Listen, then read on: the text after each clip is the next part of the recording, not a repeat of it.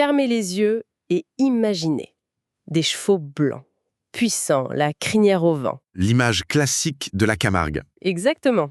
Sauf que là, on n'est pas du tout dans le delta du Rhône. Non, on est bien plus à l'ouest, en Charente-Maritime. C'est l'histoire d'une transplantation culturelle et écologique assez fascinante qu'on explore aujourd'hui. Oui, on se penche sur ce qui fait le succès de La Manade, cette initiative pour découvrir le marais de Brouage à cheval. On a comme source leur site web et aussi un portrait vidéo du fondateur. Notre mission, si on peut dire, c'est de décortiquer ce qui fait que ça fonctionne. Mhm. Parce que, franchement, importer un symbole aussi fort loin de son berceau, ça pourrait sonner un peu artificiel. Et pourtant, tout indique que l'alchimie a pris. C'est ça. On va essayer de comprendre pourquoi. Je pense que l'analyse des sources, elle nous donne une réponse assez claire. Ça repose sur la rencontre de 3 éléments. Lesquels? D'abord, un lieu, un environnement très particulier. Ensuite, un homme, avec une histoire personnelle forte. Et enfin, un animal, le cheval, qui fait le lien entre les deux. D'accord. C'est cette triple cohérence qui serait la clé alors. C'est ça. Commençons par le décor, si vous voulez bien. Le marais de Brouage. Oui, Le site de la Manade en parle avec des mots très poétiques, je trouve. Un véritable paradis ornithologique. un lieu plein de poésie, oui. On nous décrit des zones humides, des roselières, on imagine tout de suite les hérons, les aigrettes, les cigognes. Ça plante le décor d'une nature assez sauvage, c'est vrai. Mais il y a un détail qui n'est pas que de la poésie. C'est le classement Natura 2000. Ah oui, et ça, c'est capital. Vraiment. Le label Natura 2000, ce n'est pas juste une jolie pancarte. Non, c'est une reconnaissance européenne, c'est ça? Exactement. C'est la reconnaissance d'un écosystème qui est à la fois d'une richesse incroyable, mais aussi d'une grande fragilité. Du coup, ça impose des contraintes, j'imagine. Bien sûr, mais surtout, ça définit l'identité du lieu. On n'est pas dans un simple décor de carte postale, on est dans un sanctuaire. Et donc, quand la Manade promet une approche douce et respectueuse de cet environnement, Ça prend un tout autre sens. Ce n'est plus juste un argument marketing un peu greenwashing. c'est une obligation en fait. C'est même plus que ça. Je pense que c'est le point de départ de tout le projet. Ils n'ont pas vu le classement comme une contrainte, mais comme leur cahier des charges. D'accord, l'activité découle du lieu et pas l'inverse. C'est tout à fait ça. On ne vient pas imposer quelque chose au marais, on lui demande ce qu'il est prêt à accepter. Et visiblement, la réponse, c'était le cheval. La fragilité du lieu devient la force du concept. C'est une super perspective. Voilà. Et pour incarner ce concept, il faut la bonne personne. C'est là qu'intervient le fondateur, Mathieu Truffier. Mhm. Les sources ne le présentent pas comme un simple entrepreneur, mais comme un éleveur de chevaux de race, Camargue, et un amoureux du marais. Les deux casquettes sont liées. Et la vidéo nous explique pourquoi. C'est très personnel. Oui, il raconte que ça lui vient de son père. Qui lui-même le tenait de sa mère, la grand-mère de Mathieu. Et le détail qui change tout, cette grand-mère était originaire de Sainte Marie de la Mer. le berceau de la Camargue. Là, tout s'éclaire. Bah oui. Ce n'est pas un homme d'affaires qui a vu une opportunité. C'est l'héritier d'une tradition qui cherche un endroit où la faire vivre. Et c'est là que ça devient fascinant. Ce n'est pas juste une transplantation de chevaux. C'est une transplantation de mémoire. Exactement. La grand-mère, elle n'a pas juste déménagé, elle a emporté avec elle un paysage mental, une culture, un rapport à la nature, et son petit-fils, des décennies plus tard, donne un territoire à se souvenir. C'est très puissant comme démarche. Et ça se sent que ce n'est pas une histoire inventée. Dans la vidéo, Mathieu Truffier a une phrase toute simple, mais très forte. Laquelle? Il dit, en parlant du déménagement de sa grand-mère ici, c'est vrai que les marais de Brouage s'y prêtent énormément. Voilà. C'est la reconnaissance d'une affinité naturelle. Il ne dit pas juste « c'est mon histoire », il dit « ce lieu est compatible avec mon histoire ». Il ne plaque pas une culture sur un lieu. Non. Il trouve le lieu qui résonne avec sa culture. C'est ça l'authenticité. Mais on peut se demander si ça a été si simple. Les sources ne le disent pas, mais j'imagine qu'arriver dans une région avec une culture si forte, si différente, ça a dû surprendre, non? C'est une excellente question. Les documents, c'est vrai, se concentrent sur la réussite. Mais il y a forcément eu une phase d'adaptation. Oui. Adapter les techniques, trouver les bons pâturages, et puis, surtout, faire accepter ce nouvel élément dans le paysage. Que la greffe prenne, en quelque sorte. C'est ça. Et si ça a marché, c'est probablement parce que la démarche était, comme on l'a dit, profondément respectueuse du terrain d'accueil. Et le lien vivant entre cet homme et ce marais, le médiateur, c'est bien sûr le cheval. Évidemment. Un troupeau d'une 50aine de bêtes qui vivent en presque totale liberté.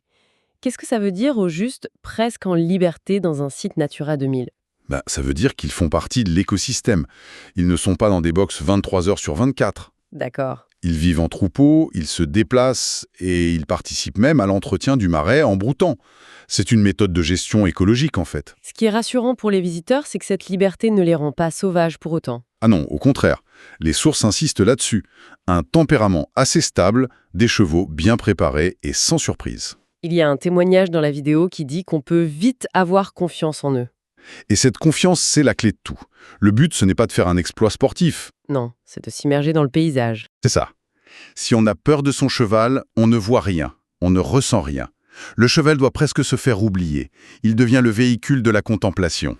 J'adore le détail presque comique dans la vidéo. Ah oui? Le principal défi pour les cavaliers, selon le fondateur, ce n'est pas de maîtriser un cheval fougueux, c'est de les empêcher de manger. Exactement. Ça dédramatise complètement l'expérience. Et ça la rend accessible à tout le monde. Ça montre que le cheval est juste, dans son élément.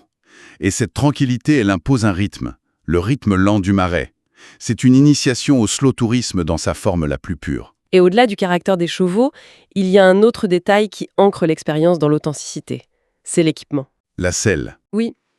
Mathieu Truffier insiste dessus, il dit aux cavaliers « Aujourd'hui, vous allez monter avec la vraie selle du gardien ».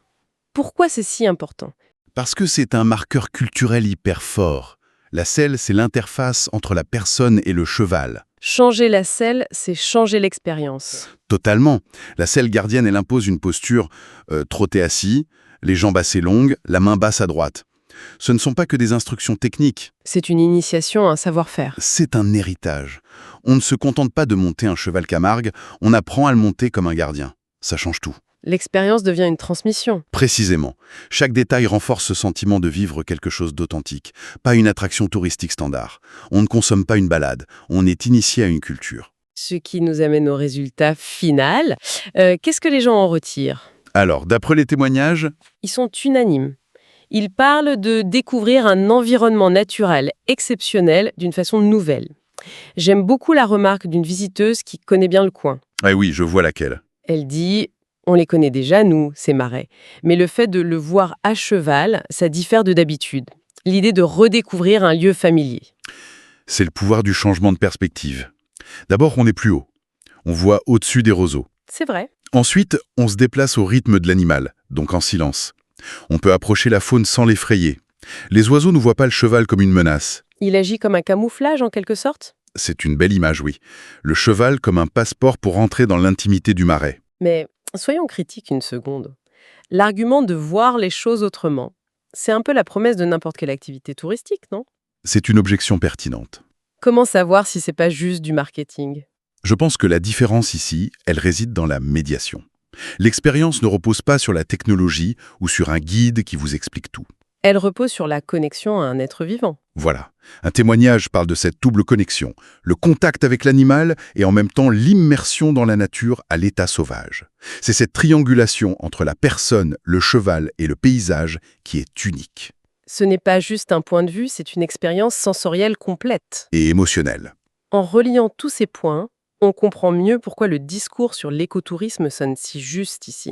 Oui, quand on lit moyen écologique ou découverte tout en douceur, c'est cohérent, ce n'est pas plaqué. C'est la conséquence logique de tout le reste. C'est ça. Et je trouve que c'est un modèle d'écotourisme assez avancé.